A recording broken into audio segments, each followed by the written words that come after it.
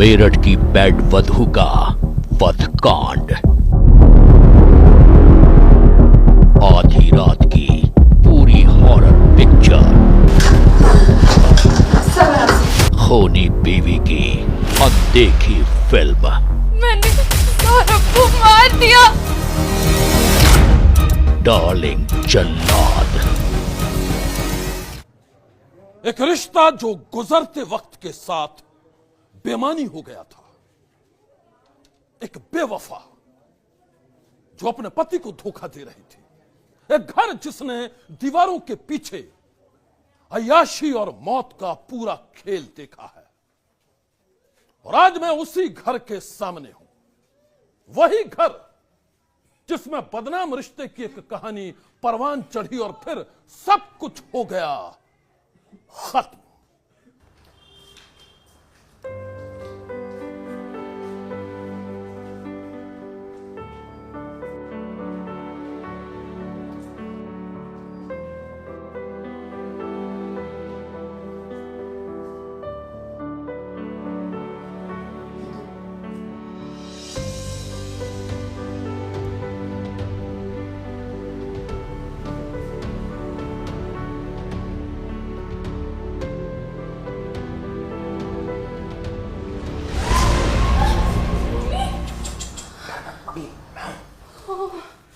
तुम तो एक रोज मुझे मरवा ही डालोगे।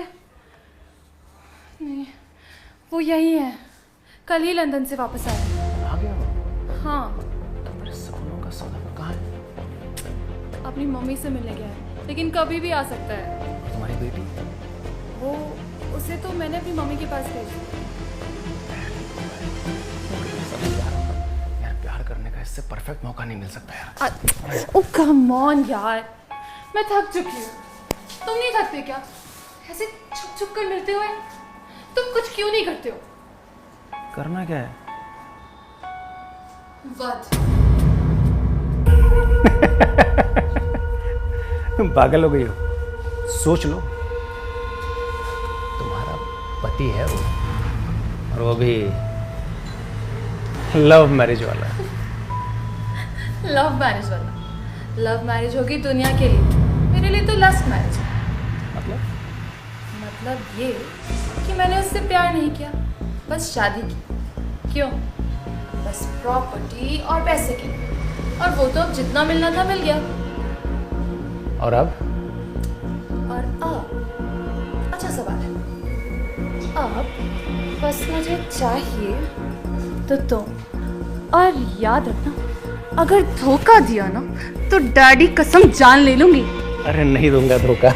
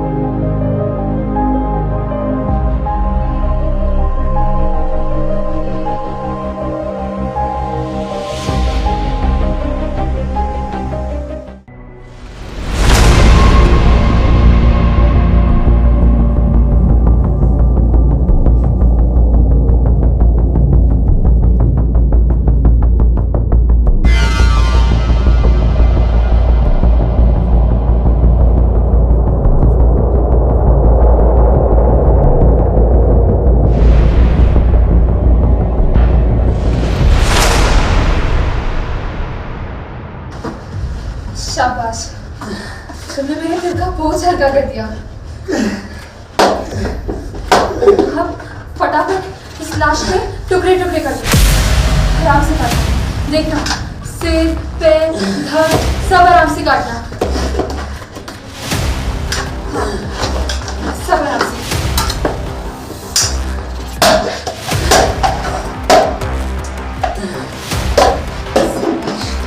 अच्छा सुनो, तुम्हें तंत्र क्रिया भी करनी है ना, शैतानी आत्मा को अपने वश में करना है ना, तो इसका कटा हुआ सर अपने साथ ले जाना मत भूलना।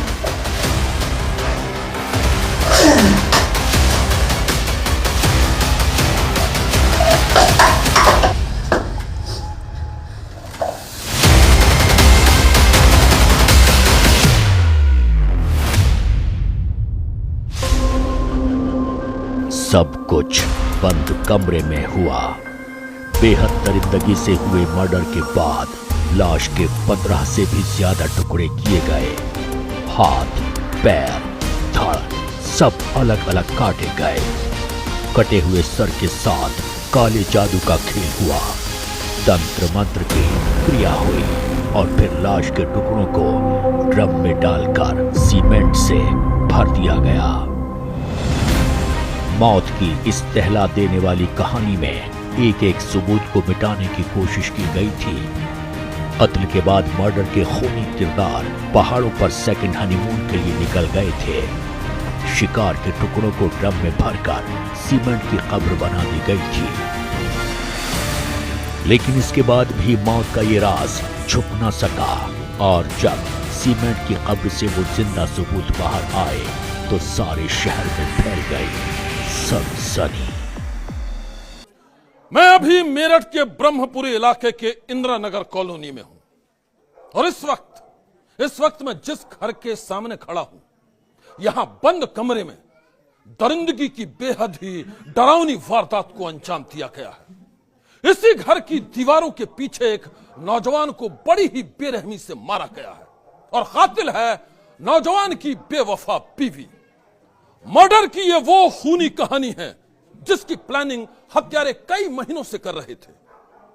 कत्ल के बाद कैसे बचना है, कातिलों ने इसका भी पूरा इंतजाम किया था। लेकिन इसके बाद भी मौत का यह राज छुप नहीं सका। दास्तान इस घर में रहने वाली बेवफा जल्लाद मुस्कान की है। वही मुस्कान जिसने रिश्तों के गुप्त खेल में अपने आशिक साहिल के साथ मिलकर हैवानियत की सारी हदों को पार कर दिया है। देखिए मुस्कान और साहिल के खूनी खेल की ये हॉरर पिक्चर जिसने हर किसी को थर्रा दिया है।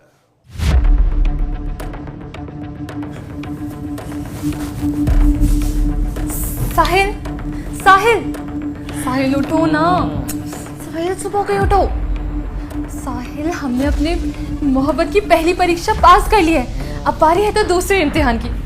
उठो ना। अरे यार मुस्कान, अरे यार बाबा सोने दो ना यार, थक गया हूँ यार। तुम्हारे पति की बोटियाँ करके ना वाट लग गई है मेरी। इतने में तुम्हारी वाट लग गई?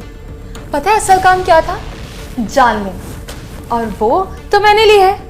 तुमने देखा ना डार्लिंग, मैंने कैसे चाकू को उसके सीने में कब से उतार दिया। बिल्कुल उसका सीने पर वार, दिल पर वार। तुम ग्रेट हो डार्लिंग। तुमने इस नाचीज बॉयफ्रेंड के लिए अपने पति की कुर्बानी दी। तुम सच में ग्रेट हो। और अब अगला ग्रेट मोमेंट हमारा इंतजार कर रहा है। मनाली जाएंगे? पहाड़ों में जाएंगे। पहले शिमला, फिर मनाली, फिर कसौली, फिर यार मैं ना हमारे सेकेंड हनीमून के लिए बहुत ज़्यादा एक्साइटेड हूँ।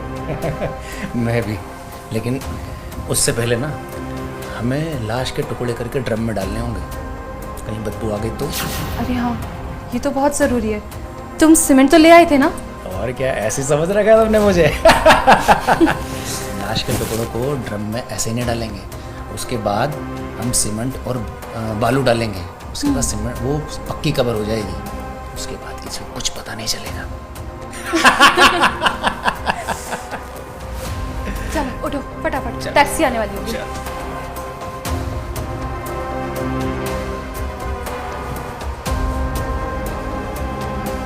उठो।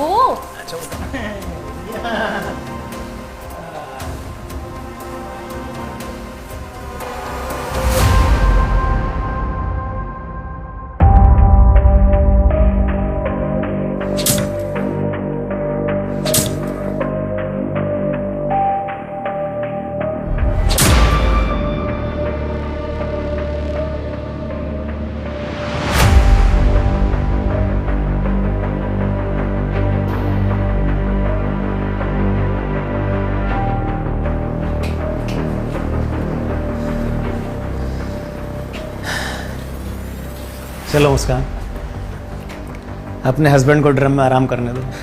भूल चूक लेने देने माफ करना सौरभ भाई। Sorry darling. अब कोई जाने या ना जाने, तुम्हें तो हमारे रिश्ते के बारे में पता ही था ना। कितना अच्छा होता ना अगर तलाक दे देते। अब फालतू में इस ड्रम में दबना पड़ा। अच्छा, अपनी कब्र में अपना ध्यान रखना। तुम्हारा फोन बज रहा, देखना। चल टैक्सी वाले भैया होंगे। हेलो। हाँ नमस्ते मैडम। हाँ जी भैया, आप आ गए? जी मैडम मैं आ गया हूँ। भैया मैंने आपको केक लाने के लिए बोला था, वो। जी हाँ मैडम, मैं केक भी लेकर आ गया हूँ। अच्छा बहुत बढ़िया, ठीक है अभी आए। लो, हमारे जश्न का केक भी आ गया। चलो चलो देरी मत करो।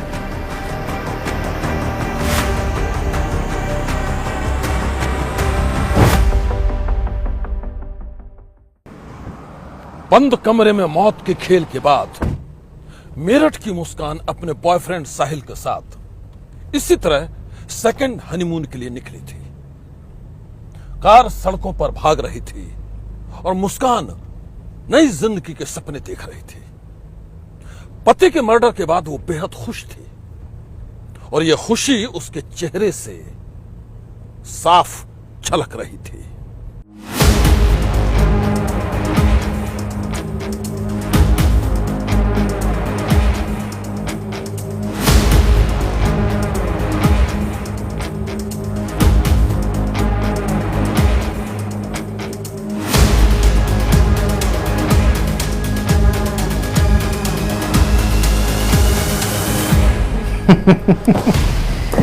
मुस्कान यार, खूब शिमला घूमे, खूब मनाली घूमे, खूब कसौली घूमे, सारे पहाड़ घूम लिए, खूब मस्ती की, खूब सारी ड्रिंक की। यार जब तक घूम रहे थे तो डर नहीं लग रहा था, अब डर लग रहा है कहीं घर जाके पकड़े गए तो। प्यार में डरना मना है। और तुम्हें अपनी इस पर विश्वास नहीं है क्या? हाँ, यहाँ से जाके क्या क्या करना है मैंने सब प्लान कर लिया। वाह क्या बात है। मुस्कान एक बात बताओ, वो सौरभ के मर्डर के वक्त वो तुमने फोन लिया था उसका क्या हुआ? क्या होना है, फोन तो मेरे पास ही है। रोज रात उसी के फ़ोन से उसी के घर वालों को मैसेज करती हूँ और उन्हें लगता है कि उनसे उनका लाडला बात कर रहा है। उन्हें क्या पता कि उनका लाडला तो ऊपर पहुँच चुका है। वाह क्या दादू तुम्हारे दिमाग की। लेकिन वो उसका कॉल आता है तो क्या बोलती हो? वो तो मैं रिसीव ही नहीं करती, बस मैसेज कर देती हूँ कि I am busy, will call you later. I am busy, will call you later.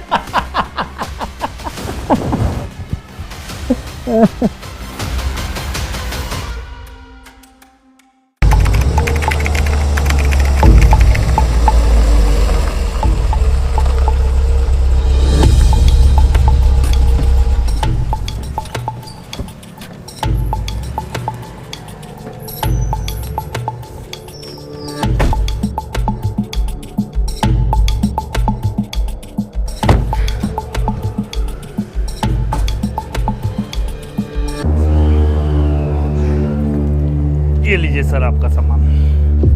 भैया आपने पहाड़ों में इतना ज़बरदस्त घुमाया है ना कि बस अगली बार जब भी जाना होगा ना तो आपको ही बुलाऊंगी। और हाँ, ये तो बहुत कम है। सुनो ना, अरे भाई साहब ये ले यार, अब चलो। बस अच्छा हाँ, वो जो मैंने आपको केक वाला मैसेज किया था ना उसे डिलीट कर देना। जी मैडम अगली बार पक्का। से जब भी जाएंगे पक्का आपको बुलाएंगे। पक्का मैडम। नमस्ते मैडम। नमस्कार। पकड़ लो, जैकेट लो। मुस्कान चलो चलो अंदर चलते हैं। आओ। मजा आया ना?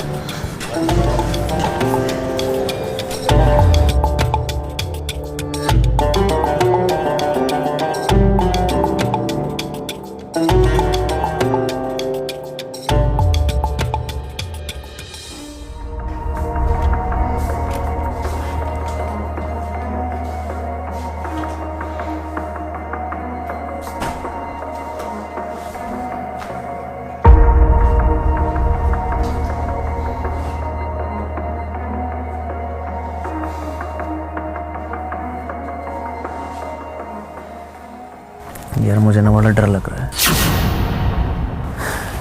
कहीं हम पकड़े गए तो। तुम्हारी बेटी ने पापा के बारे में पूछा तो तुम क्या कहोगी? टेंशन ना लो, बस तुम आगे का खेल देखते जाओ।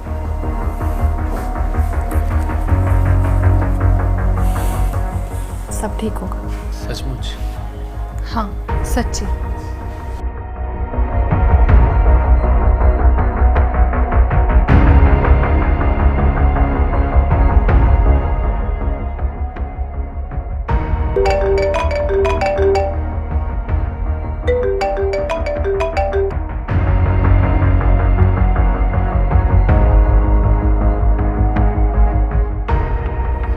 हेलो मम्मी, मम्मी मैं बर्बाद हो गई। मुस्कान, तू रो क्यों रही है? क्या हो गया? मम्मी, उन लोगों ने सौरभ को मार डाला। उसका मर्डर कर दिया। किन लोगों ने? कुछ बताएगी भी? मैं सौरभ के साथ हिमाचल घूमने गई थी। वहाँ पर उसके घर वालों का फोन आया जा रहा था कि उसको तलाक दो, तलाक दो, तलाक दो। अरे सौरभ ने मना कर दिया। इसी बात पर उसके घर वालों ने सौरभ को मार दिया। कोई कैसे किसी का ऐसे खून कर सकता है? तुम ऐसा करो, तुम मेरे पास आ जाओ, मैं देखती हूँ सब। ठीक है मम्मी।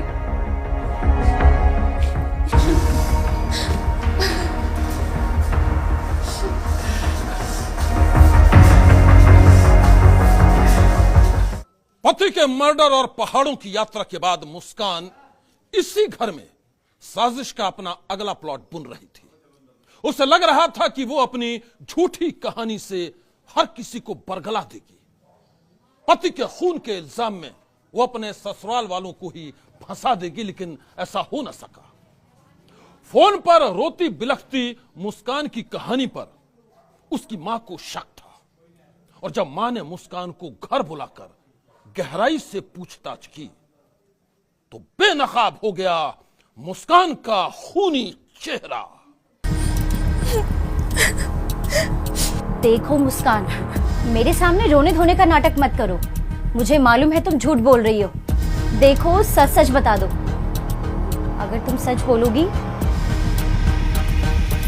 तो हम दोनों तुम्हें बचा लेंगे, वरना तुम्हारी जेल पक्की। मम्मी, मैंने वो क्या? मम्मी, मैंने सौरभ को मार दिया। क्या?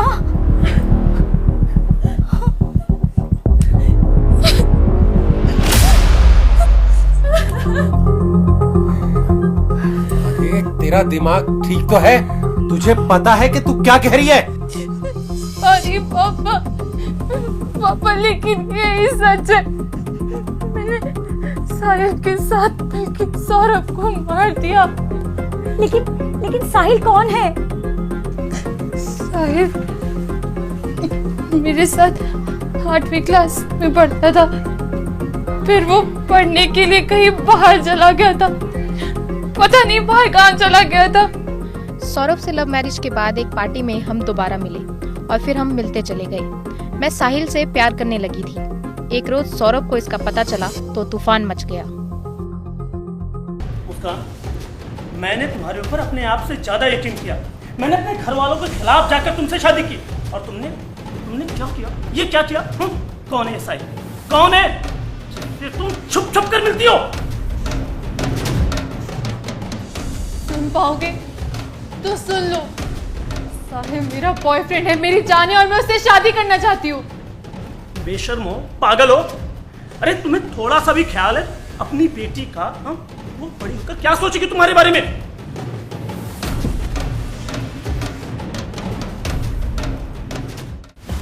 सौरभ उस वक्त बहुत गुस्से में था, इसलिए मैंने अपनी गलती मान ली और उससे माफी मांग ली।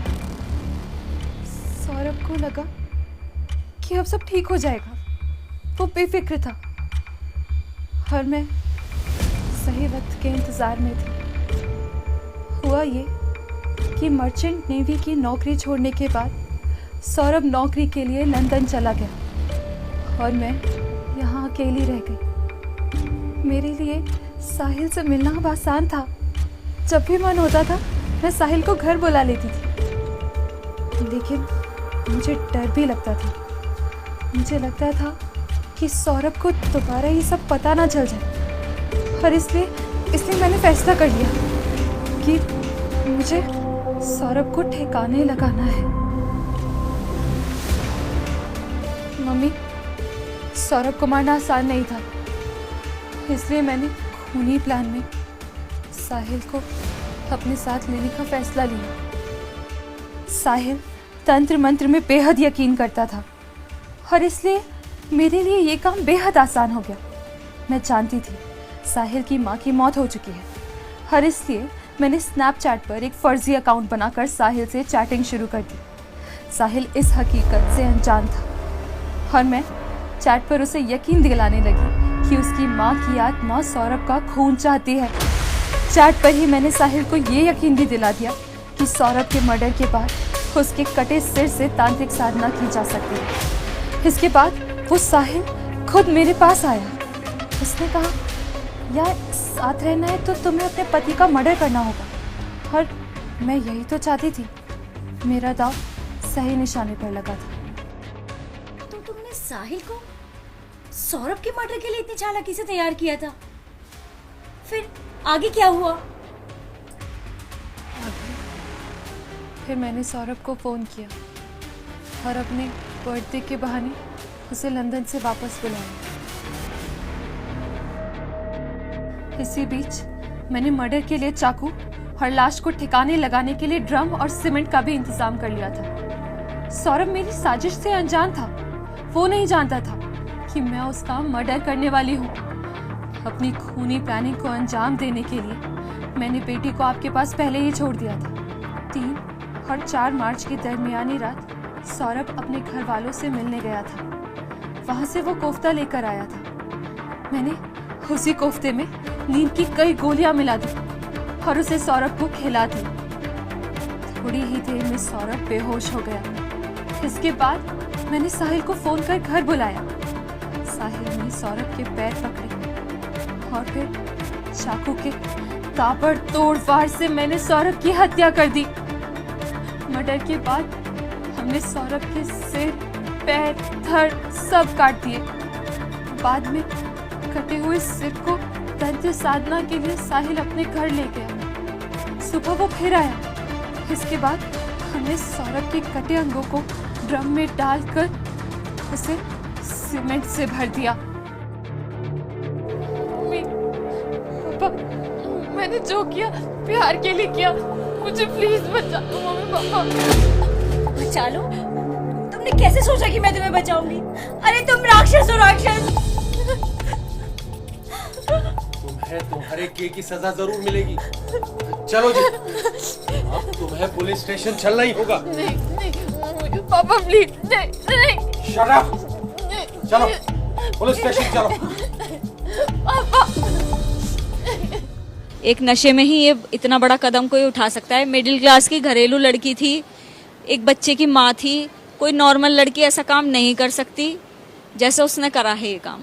पता चला कि आपने ही पुलिस को पूरी जानकारी दी, क्योंकि आप एक माँ हैं और आपको जैसे ही इस पूरी वारदात की जानकारी हुई आपने पुलिस को बताया और उसके बाद ये पूरा खुलासा हुआ। जी ऐसे ही हुआ है, हम ही लेके गए थे। तो आप ही पुलिस को जानकारी? जी हम नहीं दी है। हम अपने संग लेके गए अपने बच्चों को, और उससे सारा सच्चाई जो हमसे बोली उससे बुलवाई है वहाँ पर, क्योंकि उसने मेरा दामाद नहीं मेरा बेटा छीना है मेरे से।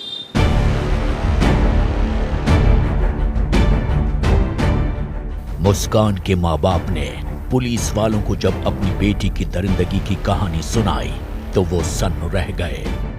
पुलिस वालों ने फौरन ही मुस्कान को हिरासत में ले लिया। बड़े बालों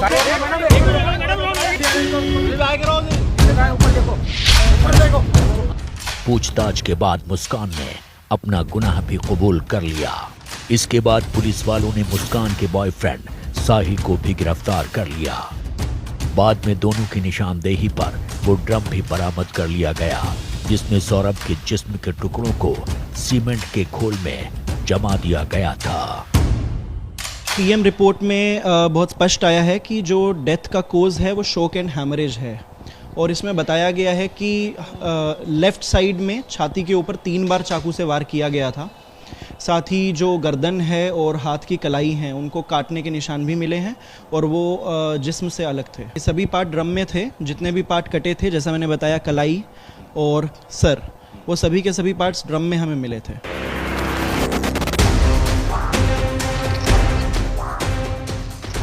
छानबीन के दौरान पुलिस को मुस्कान और उसके बॉयफ्रेंड साहिल के ऐसे कई वीडियोस भी मिले हैं जो उनके जश्न और अय्याशी के हैं।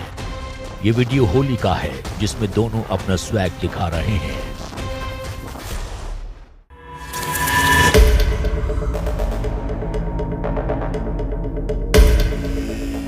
बेवफा जल्लाद मुस्कान पति सौरभ के मर्डर के बाद टैक्सी में सवार होकर पहाड़ों की यात्रा पर निकली थी।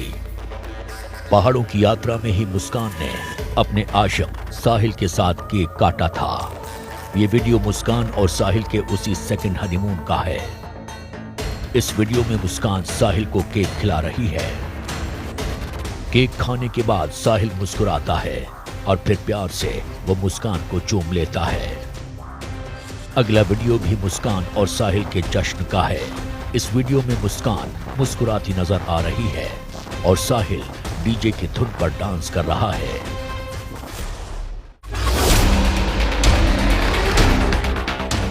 मुस्कान और साहिल के इस वीडियो को देखकर आप इनकी बेफिक्री का अंदाजा लगा सकते हैं। दोनों मर्डर के बाद ये जश्न मना रहे थे। मुस्कान अपने पति सौरभ के खून के बाद प्रेमी संग सेकंड हनीमून के लिए निकली थी, लेकिन उसके चेहरे पर पकड़े जाने का कोई डर नहीं था। सेकंड हनीमून के दौरान मुस्कान और उसके आशिक साहिल को जहां भी मौका मिला दोनों ने खूब मस्ती की, खूब जश्न मनाया।